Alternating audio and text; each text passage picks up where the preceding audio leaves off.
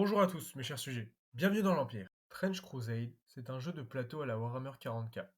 Ce jeu se base sur notre monde dans un univers alternatif, ce qui semble difficile à croire quand on voit ça. En apparence, le jeu semble très gore, et il l'est. Trench Crusade, c'est de la dark fantasy. Et bordel, je crois que c'est mon plus gros coup de cœur de cette année. Mais quelle est l'histoire? De quoi parle Trench Crusade? Vous allez le voir dans cette vidéo, et c'est à la fois horrible et passionnant.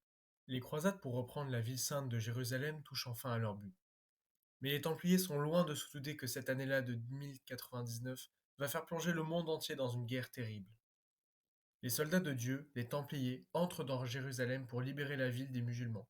Le royaume franc de Jérusalem est ainsi fondé. En fouillant la ville, un groupe de croisés tombe sur un artefact démoniaque. Les Templiers, avides et corrompus, vont tomber en adoration face à cet artefact. Dans les semaines qui vont suivre, ils vont pratiquer toutes sortes de rituels sataniques, notamment des sacrifices en l'honneur de Belzébuth. Leur prière et leur foi envers le mal va ouvrir un portail menant directement aux enfers. Dans un fracas assourdissant, Jérusalem est détruite, ne laissant que ruines et fumée. Leur rituel a ouvert un portail vers les enfers, déchaînant des démons sur le monde chrétien et musulman. Ce n'était plus une guerre entre croisés et sarrasins désormais, mais une apocalypse où des légions infernales dévastent champs et forêts, tuant femmes et enfants, annihilant les armées humaines sans distinction de foi. Face à ces abominations, le pape et les religieux d'Orient comprirent que l'humanité ne pouvait affronter seule cette menace. Dans un acte de foi ultime, des saints, des moines et des guerriers pieux prièrent pour une intervention divine. En réponse, des armées célestes apparurent, menées par des anges, jurant de purifier la terre. La guerre sainte continue, mais désormais l'humanité est accompagnée d'anges envoyés par Dieu lui-même. Ce conflit s'est poursuivi pendant des siècles, remodelant la face du monde. Cette guerre a freiné la progression technologique de l'humanité. Les grandes révolutions scientifiques et industrielles ont été retardées ou détournées pour servir l'effort de guerre contre les démons. Alors que le 19e siècle aurait dû voir l'épanouissement des sciences et de l'industrie, ces avancées ont été irrémédiablement influencées par la guerre.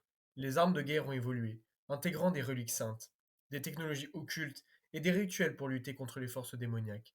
Les armées humaines se sont mécanisées, employant des exosquelettes bénis, des tanks gravés de symboles sacrés et des armes utilisant des munitions sacrées. C'est dans ce contexte que la Première Guerre mondiale éclate en 1914, mais dans une version méconnaissable du conflit historique. Les champs de bataille sont des lieux de désolation, où les corps de soldats gisent aux côtés de créatures infernales et des vestiges d'anges tombés au combat.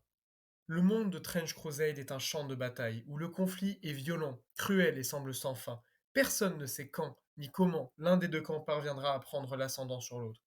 La guerre est sans fin, mais l'humanité rangée aux côtés de Dieu se battra jusqu'à la fin, armée d'un fusil et de leur foi. Dans ce monde-là, nous travaillons pour la guerre, enfantons pour la guerre, vivons pour la guerre ou pour adorer Dieu. Dieu qui dans ce monde ne fait que pousser l'humanité encore plus loin dans l'horreur, dans une guerre qui n'est pas prête de se terminer. Merci d'avoir regardé cette vidéo mes chers sujets. Likez, abonnez-vous. Plusieurs autres vidéos du lore de ce jeu sont en cours et arrivent très bientôt. Et moi je vous dis à la prochaine pour de nouvelles vidéos. Portez-vous bien.